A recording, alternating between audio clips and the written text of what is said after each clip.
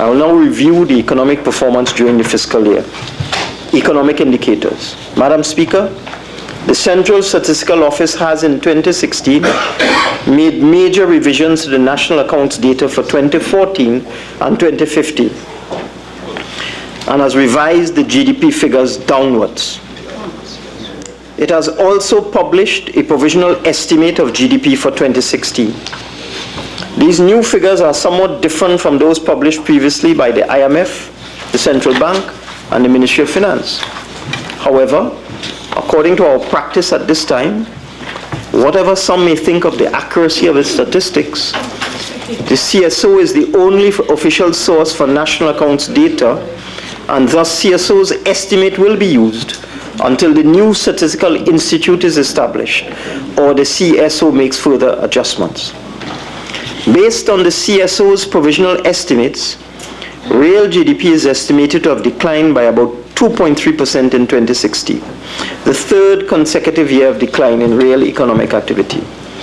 Not surprisingly, the major reason for the slump is a close to 10% contraction in value added in the petroleum sector, with almost all branches of the petroleum industry showing declines. A 25% reduction in real economic activity in the petroleum services industry perhaps gives a good indication of the challenges faced by the petroleum sector in 2016. With the sharp decline in energy sector revenues, government expenditure had to be restrained. And this, along with the delay that all new administrations face in getting their investment programs going, contributed to a 7.6% decline in construction activity. In addition, with energy sector layoffs, the closure of ArcelorMittal, the decline in private consumption, manufacturing activity declined by 6% in 2016. However, inflation has remained in check during fiscal 2016. Notwithstanding the depreciation in the exchange rate of the TT dollar by 5% up to July 2016, the increases in fuel prices and the reduction in the number of zero-rated food items, there was only a small increase in the retail price index of 2.9% year-on-year as at the end of July 2016, attributed in no small measure to the reduction in the overall rate of VAT from 15% to 12.5%. In fact, as of July 2016, the year-on-year food inflation was 6.8%, compared with 11.5% a year earlier, while core inflation remained low at 2%. Although dated, the latest data available has the unemployment rate increasing from 3.4% to 3.8% in the fourth quarter of 2015, a relatively small change. However, the dramatic decline in energy prices and in the volume of petroleum exports had a pronounced negative impact on the country's balance of payments. Accordingly, the preliminary data shows that the external current account of the balance of payments incurred a deficit of US $2.7 billion in 2016. Fortunately, capital inflows by way of direct foreign investment into the energy sector and external loan financing, in particular the US $1 billion bond issue, served to bolster our foreign reserves, which currently stand at US $10 billion, a marginal decline from the US $10.3 billion in reserves at this time last year. Public finances. Madam Speaker, I would like to put the discussion of the 2016 budget and its outturn in the context of budget implementation of the recent past. In the 3 years prior to 2016, central government revenues averaged $56 billion a year. Oil prices averaged $93 per barrel in the 2013 to 2014 period, before declining to an average of US $57 per barrel in 2015.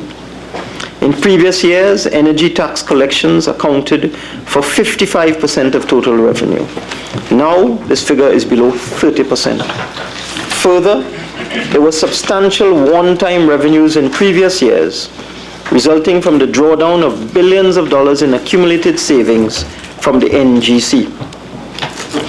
In the 2013 to 2014 period, government expenditure averaged $61 billion, with a high of $63 billion in 2014. For 2015, the cash accounts put expenditure at $59 billion, but this excludes the wage arrears of $5 billion and the arrears to contractors of approximately $2 billion at that time, so that the actual expenditure and commitments for 2015 were actually of the order of $66 billion. And to finance the accumulating deficit, public sector borrowing rose to 51% of GDP by the end of fiscal year 2015.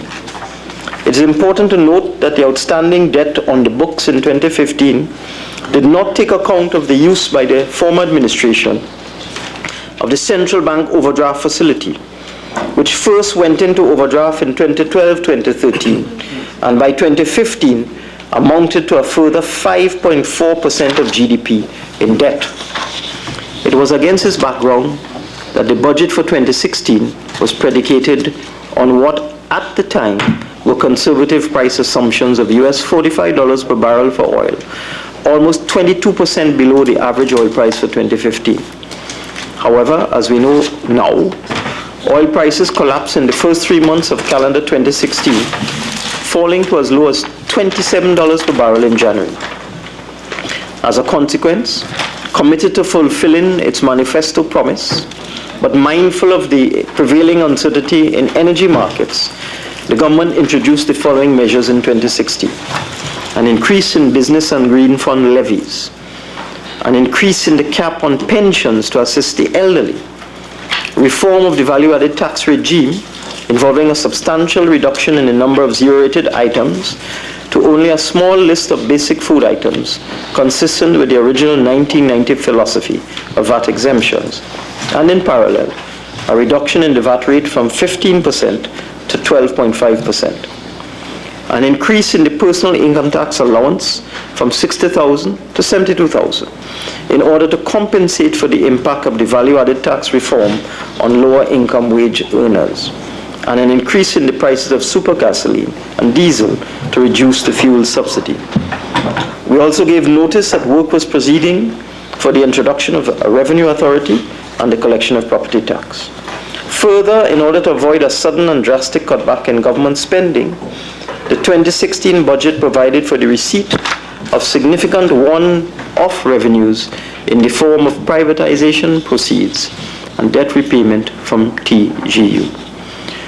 Government expenditure was originally budgeted at $63 billion, of which $5 billion was to cover the public service arrears.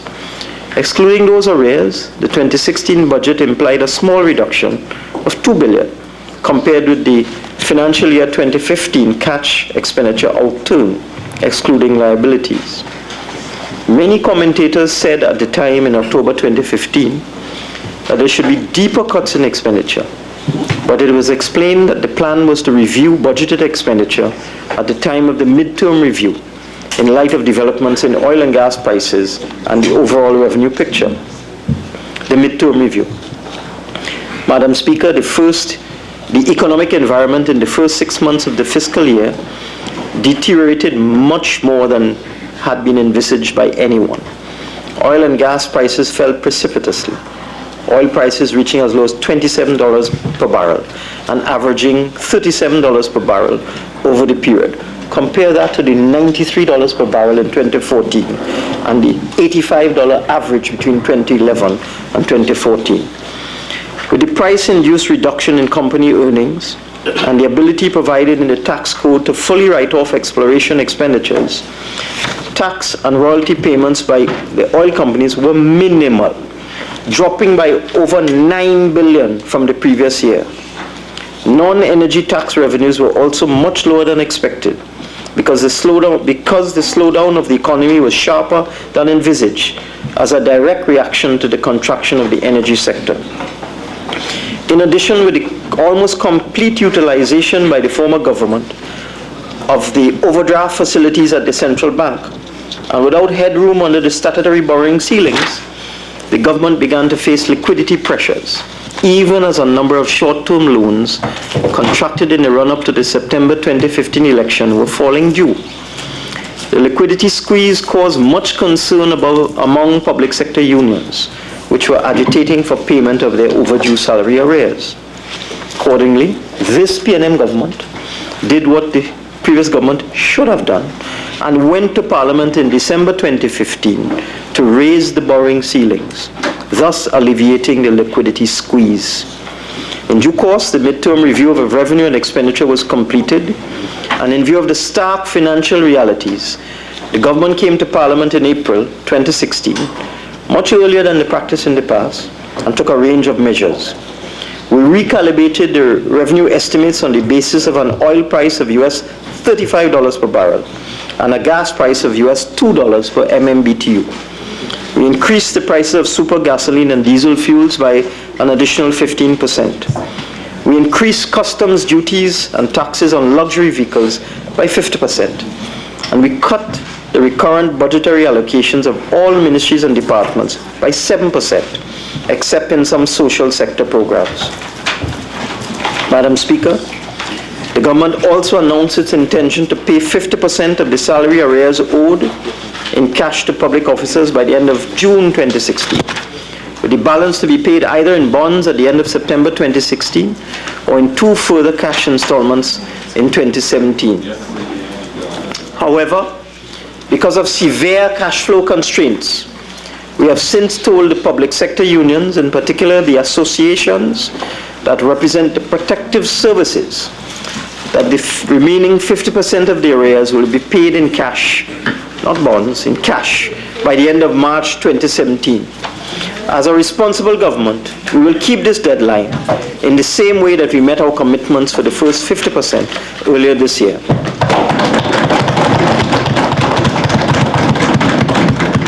After allowing for the proceeds of the new tax measures, the budgeted revenue for 2016 was revised to 52.3 billion, down from the original 60 billion. With the expenditure cuts, budgeted expenditure was revised to 59 billion. This left a revised projected deficit of 6.7 billion, which was to be financed by a drawdown from the Heritage and Stabilization Fund, combined with local and foreign borrowing. However, revenues continue to fall throughout the year, as the full effect of the collapse in oil prices began to bite. And based on preliminary data, the overall fiscal deficit will now be of the order of 7.3 billion, slightly higher than the target established at the midterm review. However, revenue for fiscal 2016 is now estimated at 45 billion, 7 billion lower than the midterm estimates, and $15 billion lower than the original budget estimate. Total expenditure has also been tightly managed, Madam Speaker, and is now estimated at 52.2 billion, 6.8 billion lower than the revised expenditure target, and $11 billion lower than the original expenditure estimate in October 2015.